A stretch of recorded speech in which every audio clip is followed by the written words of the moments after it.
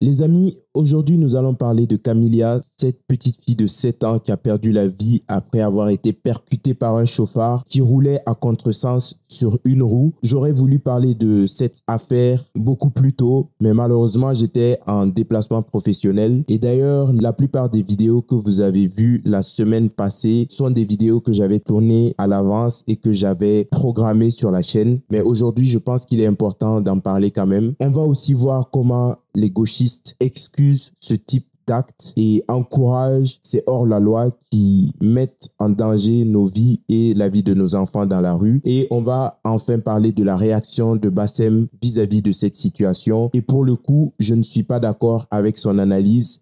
Restez bien jusqu'au bout de la vidéo. Et avant tout, n'oubliez pas de vous abonner, de liker, de partager et de commenter. Et c'est parti pour cette vidéo.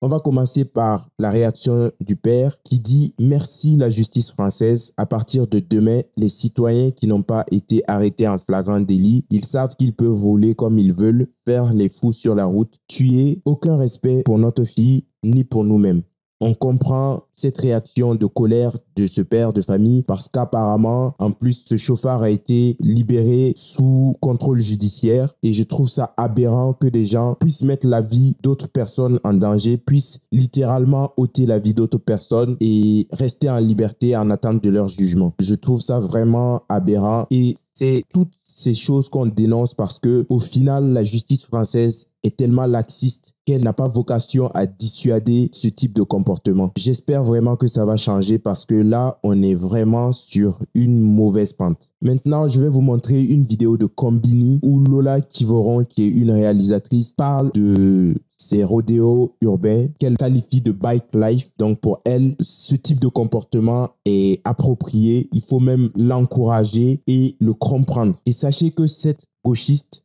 comme beaucoup d'autres, sont financés par vos impôts. Parce que son film ou son long métrage a été certainement financé par le CNC. Et aujourd'hui encore, il y a des gens qui sont littéralement payés par vos impôts pour défendre des racailles, défendre des gens qui mettent tout le monde en situation d'inconfort et qui détruisent la vie de certaines personnes.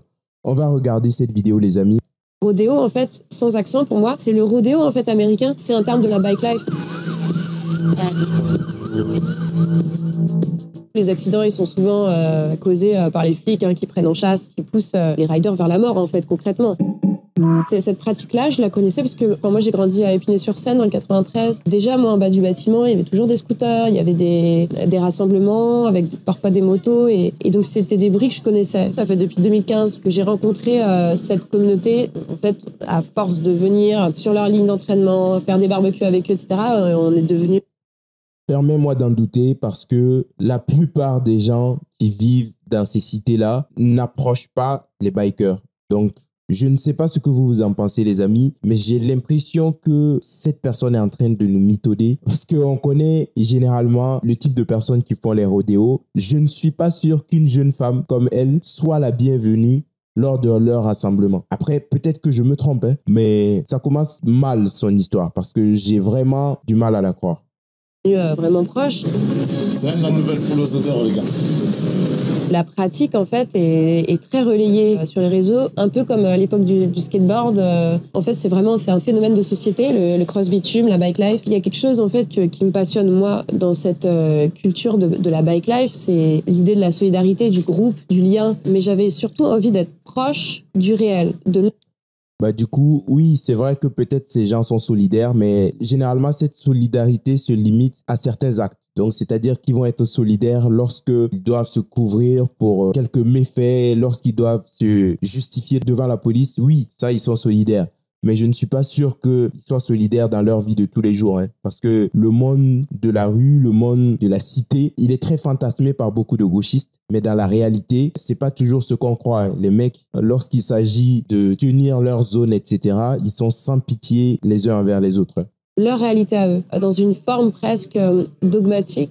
Même en réfléchissant à genre c'est quoi le sens de la pratique et c'est quoi la poésie de la pratique, c'est quoi le fait de justement de se fabriquer des familles alternatives à l'endroit où dans les appartements, dans les foyers, c'est décomposé. Bon, là elle parle de quelque chose d'assez important parce que elle dit que ces gens n'ont pas de famille dans leurs appartements, dans leur cité. Et c'est vrai pour le coup parce que beaucoup de ces gens grandissent dans des familles recomposées ou dans des foyers brisés. Et c'est d'ailleurs un des gros problèmes de notre société aujourd'hui. Des gens qui grandissent sans père, qui ne sont pas bien éduqués ou qui grandissent dans des foyers où les parents sont absents, sont des gens qui ne s'occupent pas d'eux ou qui sont eux-mêmes des cassos. Et au final, ça crée les monstres qu'on a au quotidien. Mais est-ce que ces gens se retrouvent pour faire de la moto parce qu'ils n'ont pas de famille? Je doute de ces propos. Dites-moi ce que vous en pensez, mais ça me paraît un peu tiré par les cheveux.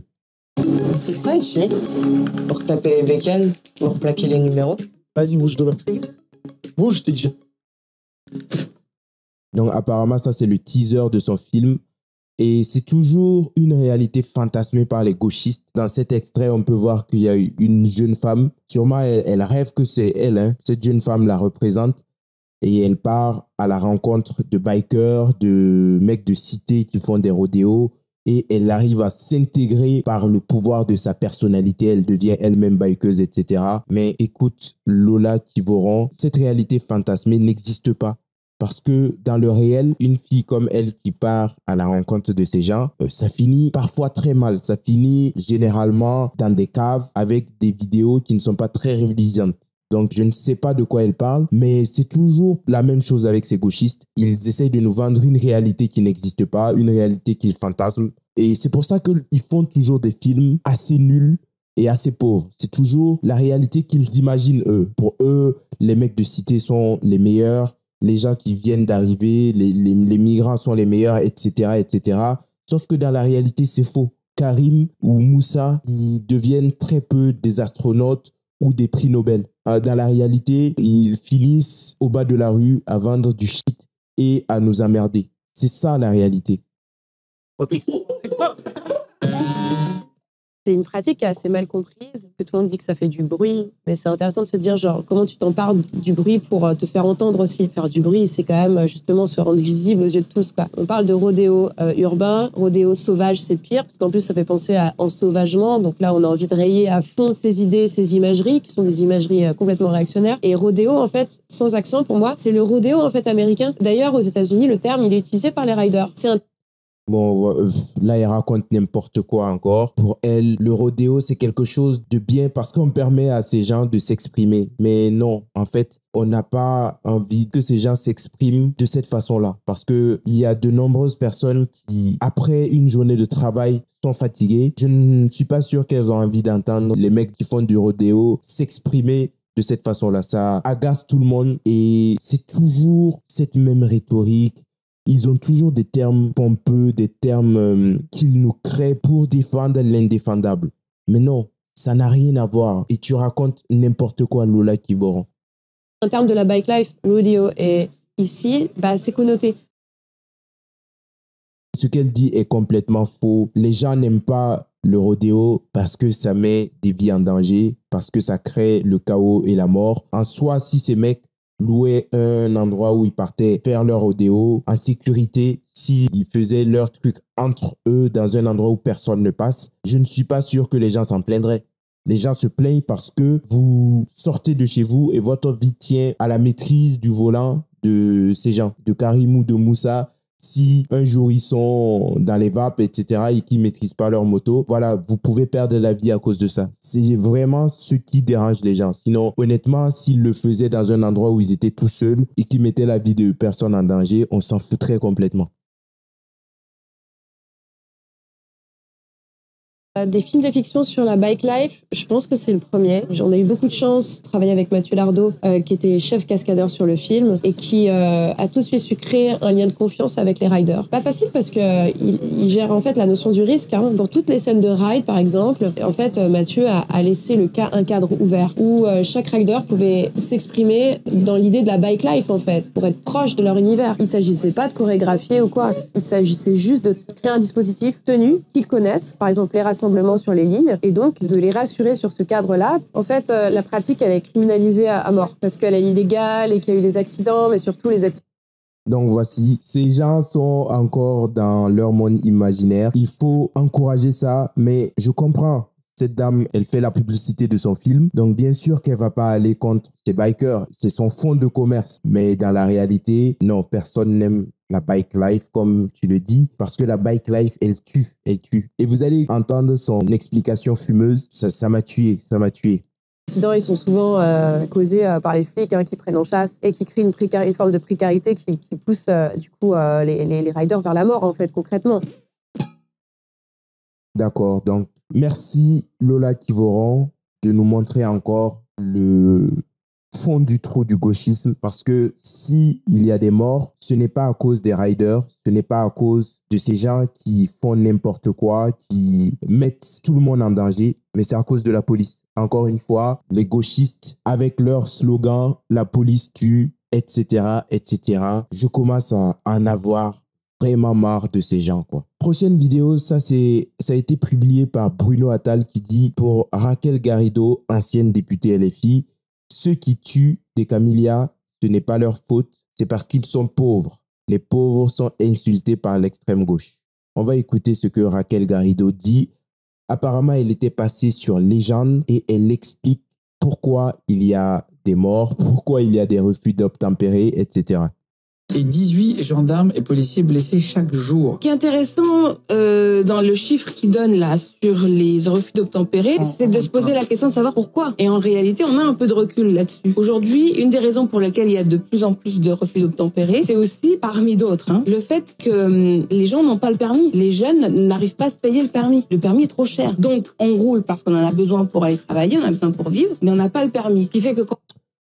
Bon, Raquel Garrido, arrête de raconter des conneries. La plupart des jeunes qui font des refus d'obtempérer, qui mettent la vie des gens en danger, ne vont pas travailler. Qu'est-ce que tu racontes? Les mecs, ils travaillent pas. C'est des mecs qui vivent du RSA. Pour la plupart, c'est des mecs qui zonent en cité, qui, à la rigueur, deal du shit. Mais ces gens ne travaillent pas. Donc déjà, qu'est-ce que tu nous racontes? Un Naël, par exemple, il n'allait pas travailler. Le mec, il avait 17 ans, on ne sait pas ce qu'il faisait. C'était juste un multirécidiviste, mais il n'allait pas travailler. Donc, vraiment, je ne sais pas jusqu'où ces gens vont pousser l'indécence, mais à un moment, il y en a marre, quoi. Il faut vraiment lutter contre ce type de personnes, les empêcher de prendre la parole, parce que ce qu'ils font, c'est vraiment de créer un sentiment de colère au sein de la population, parce que des familles qui entendent ça, des familles qui ont perdu leurs proches à cause de refus d'obtempérer, à cause de gens qui ont roulé n'importe comment, qui entendent ça, comment ils vont le prendre? Comment voulez-vous qu'ils prennent ces mots? Ces gens sont en train de mettre en place tous les ingrédients pour créer une guerre civile, créer un pétage de plomb, des honnêtes citoyens qui à un moment vont en avoir marre, ils vont en arriver à faire des conneries.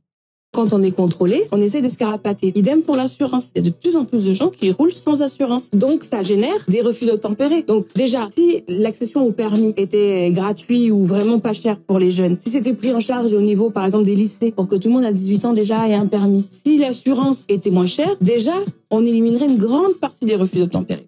C'est faux, parce que les gens qui font des refus d'obtempérer, c'est pas seulement parce qu'ils n'ont pas un permis ou n'ont pas d'assurance.